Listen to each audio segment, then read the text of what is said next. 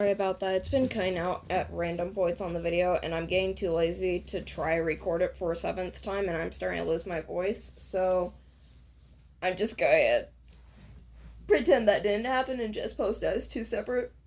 So, to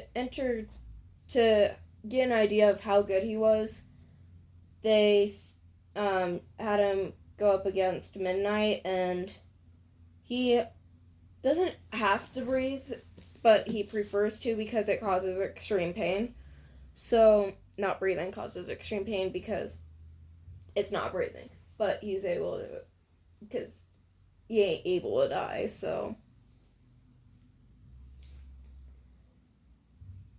When they went, he just stopped his breathing and grabbed a knife out of his arm because, as we saw when we didn't get there yet because I'm re-recording this.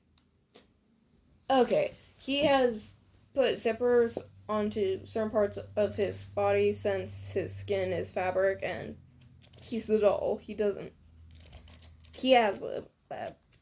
need his skin, so he puts zippers on both his arms and on his waist. His waist has smoke bombs, and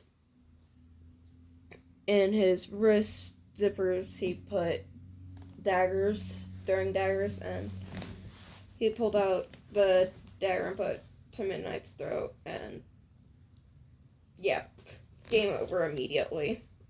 And I didn't have a chance. And then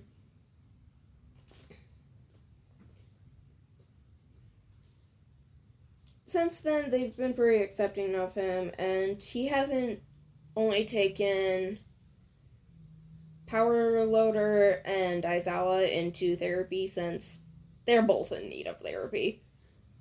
The other ones he doesn't think they need therapy, so he hasn't put them in it. Time skip to after the end of however long this is, because I haven't been paying too much attention to where I am in the Seiyu timeline. So, we're doing a time skip to the entrance exam. So for the Rin part, Deku watched by tying a string to the ceiling, and he just sat on the ceiling and no one actually noticed him. And for the battle simulation thingy, I don't know what it's called because it's been a long time. He was watching with the teachers, and when the robot thing happened, he ran down as fast as he could, and he's really fast and well trained, but because he lost the ability to grow after he jumped off the roof, because you lost the ability to grow when he went 5 weeks without eating because he doesn't need to. And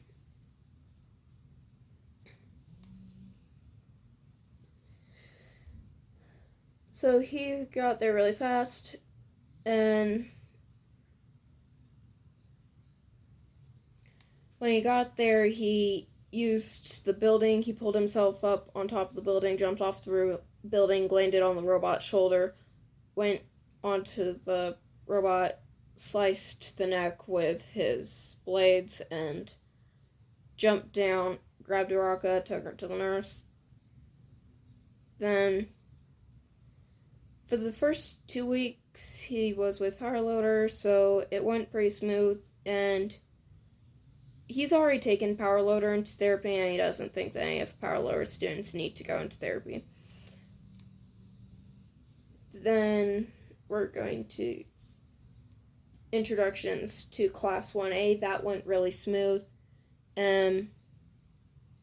Except for Bakugo, because Bakugo thinks that he's in the hospital or something since Auntie hasn't called and told his mom that Izuku died, but Auntie hasn't been in communication, so he hasn't had any communication with the Midoriya household.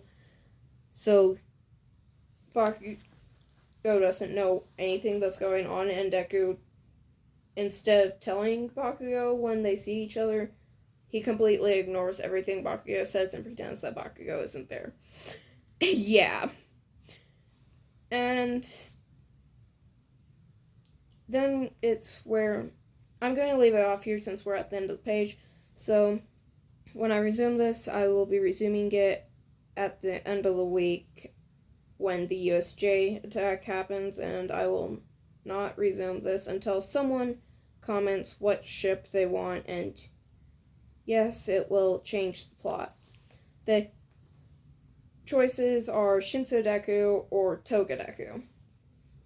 So, and do not choose Toga Deku just because it's a girl. Which one do you actually want? Thank you for listening. Bye.